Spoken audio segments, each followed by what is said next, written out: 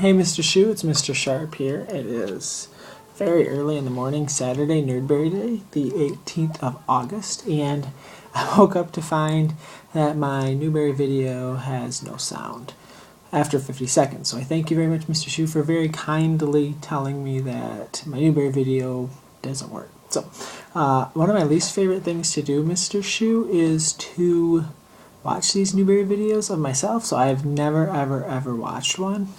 Oh, that's not true, but very rarely do I watch a Newbery video, but apparently I need to at least check to make sure that there is sound. This is the quickest that I've ever filmed a Newbery video after waking up.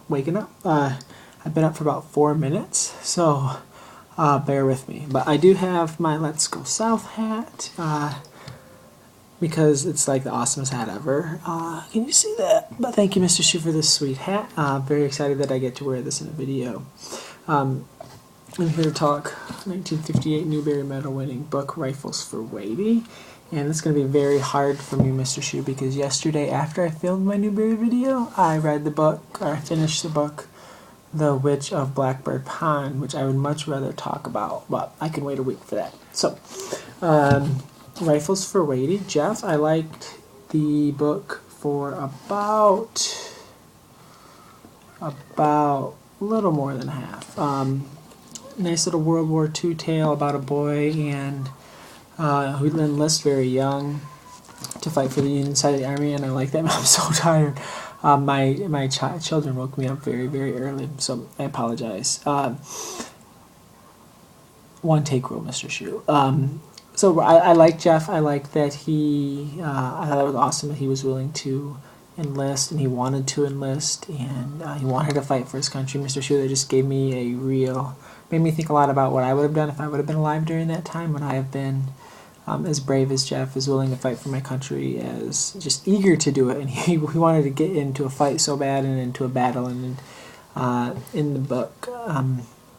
So that was cool. The part that I really did like about the book was his love interest. I thought that was fun and exciting to see him. Not fun and exciting. I just thought it was interesting to see a big-time crush in a Newbery book. It seemed like every other page there was major blushing between Jeff and I believe it was Lucy.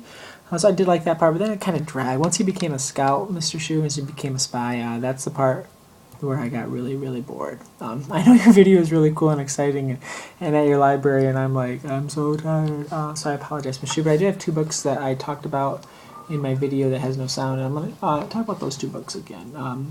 The Secret of the Fortune Monkey by Tom Engelberger and Hattie Big Sky by Kirby Larson.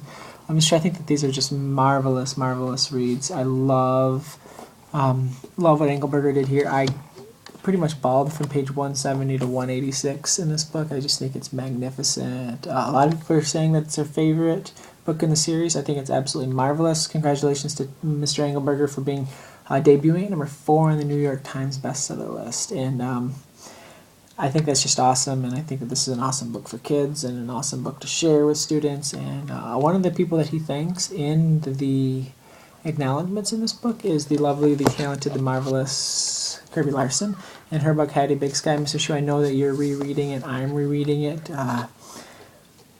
I think that it's one of just the greatest pieces of children's literature, historical fiction that I've ever read. It's just awesome. 2007 Newbery Honor Book has got to be. It's just. We're gonna reread the Lucky book, The Higher Power of Lucky soon, and if it's better, I'm just excited to read Higher Power of Lucky after reading this book so much and falling in love with it so much. It'll be fun to see another book that the committee fell in love with that year. It's a good way to spin it. So I'm excited about that, Mr. Shu.